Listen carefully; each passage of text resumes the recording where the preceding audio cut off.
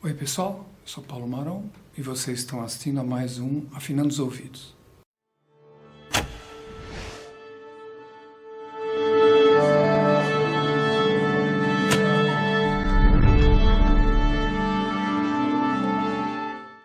Bom, continuando com a série Música das Américas, hoje a gente vai ver o compositor mexicano Carlos Chávez. Bom, Carlos Chávez foi, como eu disse, um compositor do século XX mexicano. Ele morreu nos anos 70, final dos anos 70, e ele é visto por muitos como o maior compositor mexicano. Eu diria que equiparado ao Sylvester Revueltas, que a gente viu no programa anterior. Para a gente falar do Carlos Chávez, agora a gente tem que tocar num assunto importante em relação à música das Américas, que é o nacionalismo. Nós vimos, tanto com o Aaron Copland, quanto com Roy Harris e o Revueltas, e agora com o Carlos Chávez, vocês ouviram uma música que tem uma ligação muito grande com as raízes dos países desses compositores. O que a gente chamaria de música nacionalista.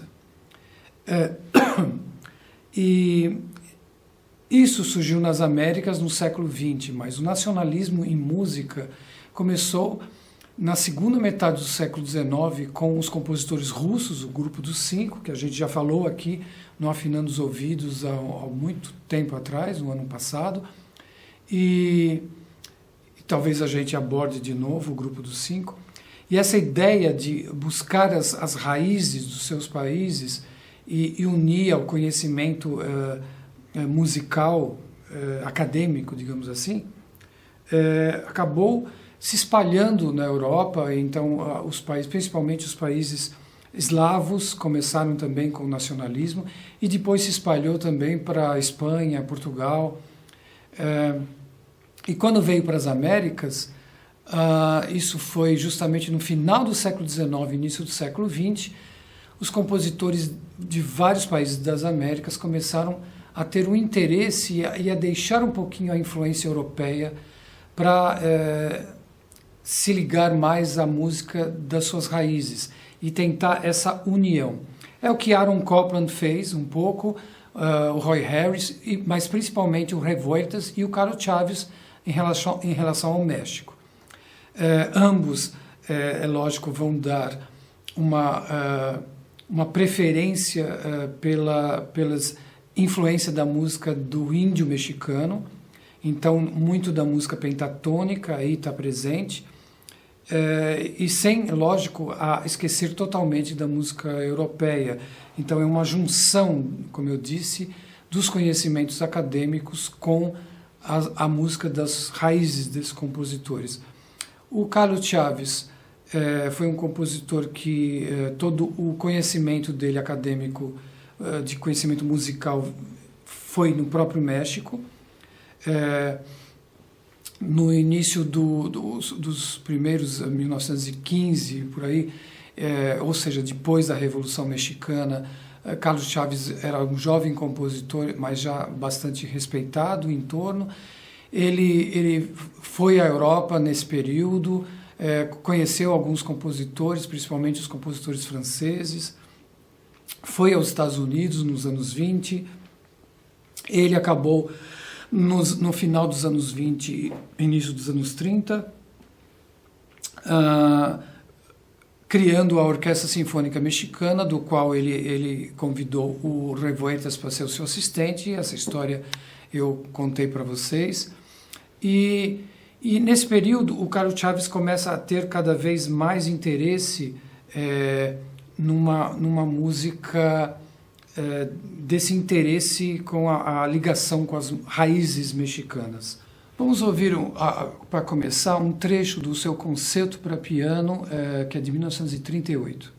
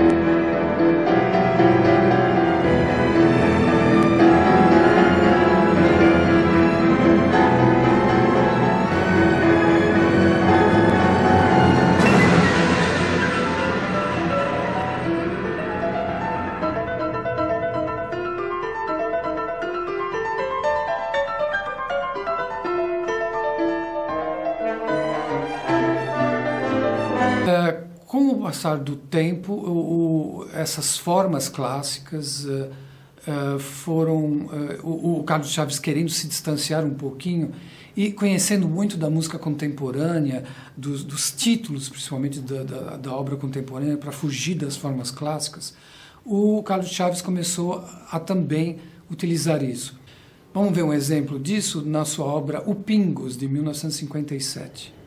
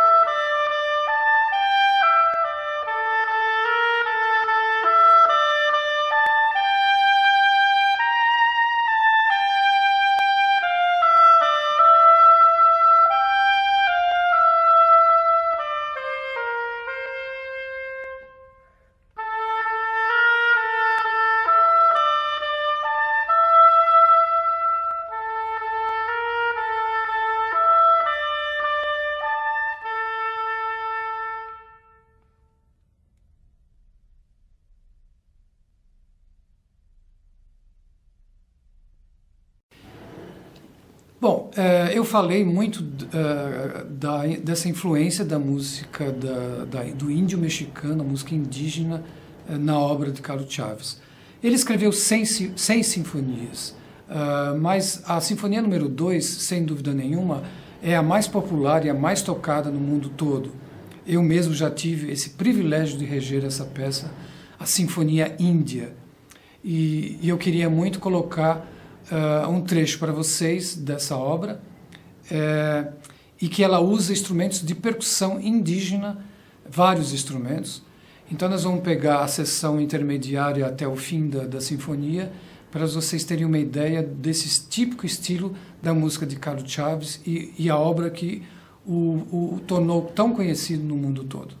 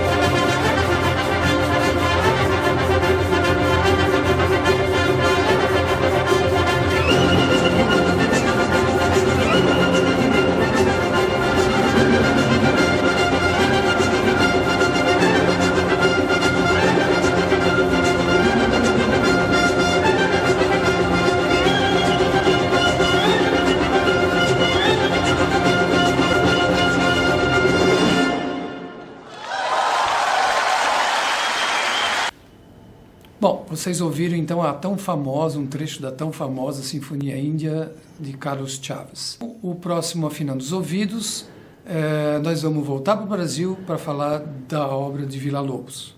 Tá? Até lá.